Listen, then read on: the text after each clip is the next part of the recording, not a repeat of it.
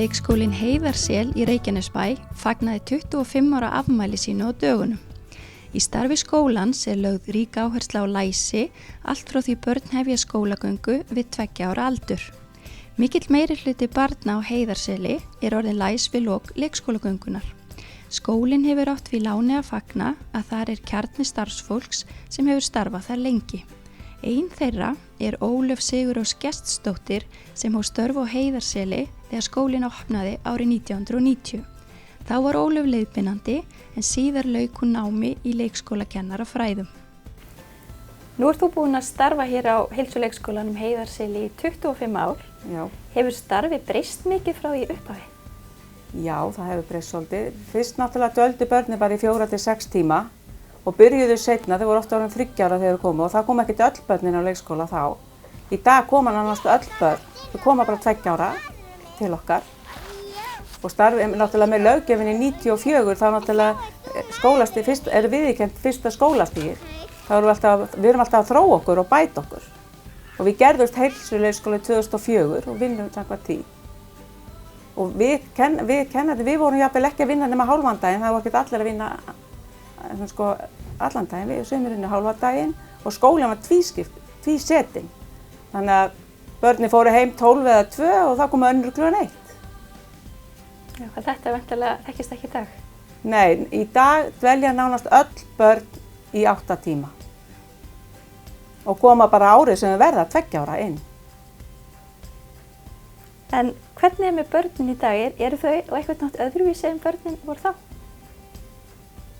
Nei, þau eru ekkert öðruvísi. Þau eru alltaf jafn einlæg og alltaf námsfús og alltaf gaman.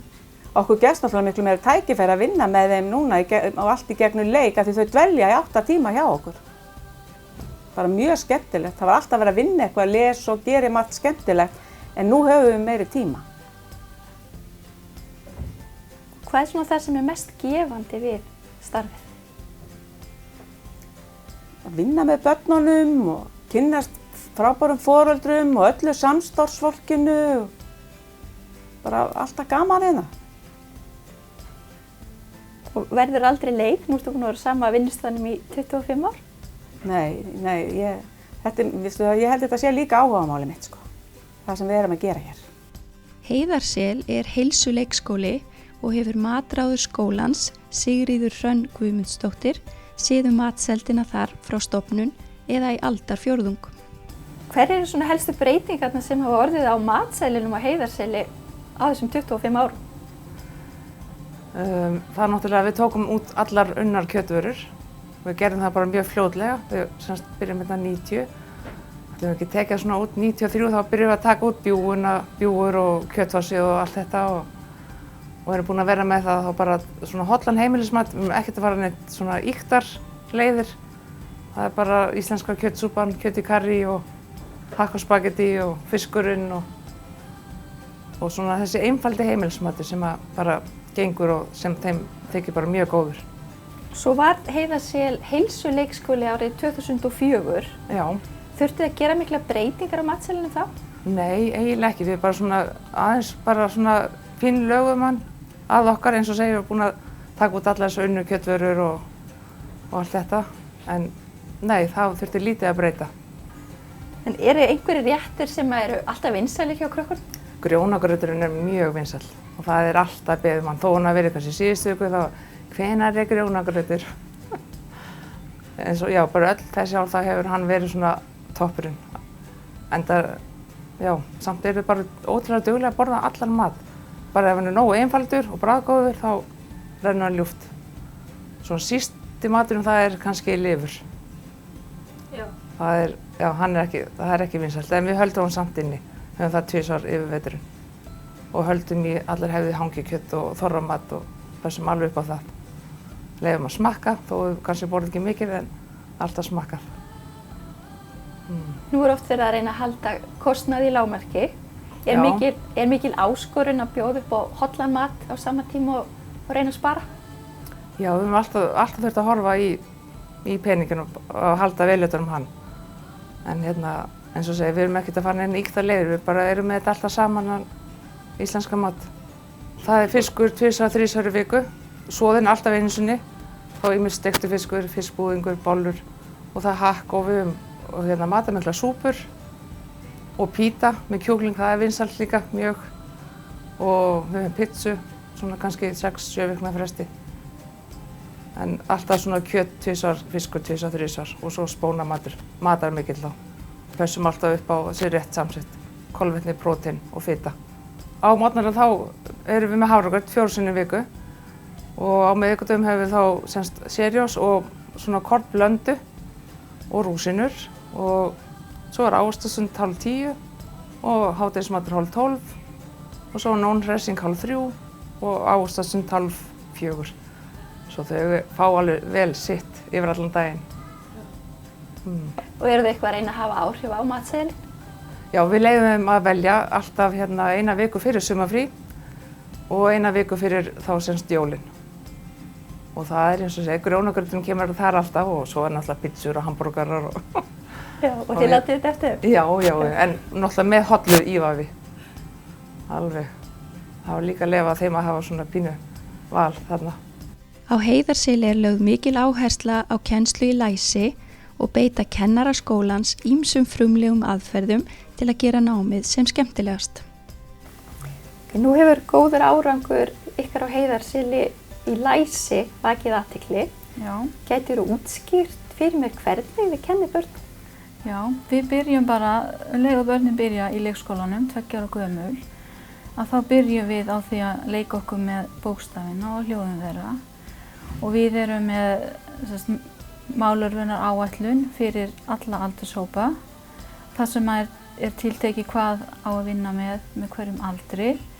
Og við leggjum inn 1 bókstaf og hljóð í hverju viku. Og þetta er allt gert í gegnum leik. Og þær eru til dæmis með svona kassa, þetta eru bara skókassar. Það sem er ofan í, svo er til dæmis verið að vinna með te í þessari viku. Og þá er ofan í þessum kassa eitthvað dót sem tengist te. Og þetta er allt bara eitthvað svona tannkremstúpa, tappi, og hvað er meira hérna? Teningur, tannbusti. Þannig að reyna svona bara að finna eitthvað hluti bara úr nánasta umhverfi barnsins bara til þess að leika með. Og við erum með tréstafi og allavegana, við notum mikið kennsluefnið hennar Bryndísar Guðmundsdóttur, lærum að leika með hljóðin, leggjum inn staf og hljóð í gegnum það með 3 yngri árgöngunum. En fyrir nokkrum árum síðan þá vorum við með stafa innlagt fyrir elstu börnin. En í dag er það bara þannig að við erum ekki mikið með stafa innlagt fyrir þau. Af því þau einfaldlega bara þekkja alla stafina. Og hafið þið gert einhvers konar athuganir á því hversu hátt hlutfall er farið að lesa þegar leikskólanum lýkur? Já. Við 5-6 ára aldur? Já, við erum með elstu börnunum, þá vinna þau í svokallari hringekju og þá eru það stöðvar og það sem hefur verið að vinna viss verkefni í ákveðin tíma, svo fara þau á milli og einni stöðinni eru þau að lesa og ef þau eru ekki byrjuð að lesa að þá bara förum við yfir bókstafina og oftast nær er lestrarfærnin komin að vori nema þannig ég myndi segja svona 70-80% eru farin að lesa. Svona sumir fann að stauta, önnur svona aðeins að hljóða sig gegnum einföld orð. Það er bara svona misjafnt eftir börnunum og barnahópnum hverju sinni. En mörg eru farin að lesa. Og beitið þið mismunandi nálgun á stúlkur og drengi? Stundum þurfum við að gera það, já.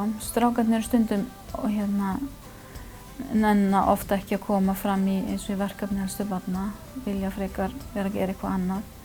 Og þá hefur við svolítið nýtt okkur tæknina til þess að ná til þeirra. Og iPadinn, hann virkar vel fyrir þá. Og við höfum svona verið að nýta okkur íslensk forrit sem eru til. Og við lærum að leika með hljóðin. Og í fyrra kom hoppi út. Og við höfum haft hoppatíma þar sem að börnin sitja og eru þá bara með heyrnartól og hver með sinn iPad. Sko, við notum tæknina mikið í dag og börnin eru fljóta að tileinka sér það. Og við notum náttúrulega bara efni sem kennslutengt og það ekkert of lengi, það stutt stund og þetta bara allt sem við erum að leggja inn og leika okkur með. Þau eru með iPad-a hérna og það bara mjög skemmtilegt sko. Það var náttúrulega ekki gamla dag. Börn tileinka sér bara allt sem á hverjum tíma fyrir sig. Árið 2011 skrifuðu allir skólastjórnendur leik- og grunnskóla Reykjanesbæjar, Sandgerðisbæjar og Garðs undir samstarfsyfirlýsingu þess efnis að efla læsi á öllum skólastigum. Síðan þá hefur með markvissum hætti verið unnið að læsi innan leikskóla þessara bæjarfélaga með góðum árangri. Reglulega koma hópar til Reykjanesbæjar til að kynna sér hvernig skólar þar hafa eflt kennslu í læsi. Kristín Helgadóttir leikskólafulltrúi Reykjanesbæjar. Gætirðu útskýrt fyrir mér í hverju framtíðarsýn Reykjanesbæjar í læsismálum felst? Já, í rauninni þá framtíðarsýnin tvískipt. Það annars vegar skapa framtíðarsýnin leik- og grunnskólum ákveðna áherslu, stuðning og aðhald í daglegu skólastarfi. En hver skóli fara að halda sínum sérkennum og eigin aðferði til þess að mæta markmiðum framtíðarsýnarinnar.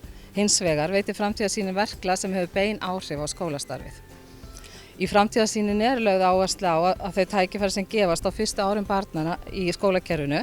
Börn eru svo móttækileg á þessum aldri þegar þau eru á fyrstu æviárunum sínum og áhuga sem að nema og mikilvægt að nýta þennan tíma vel og þennan áhuga barnanna.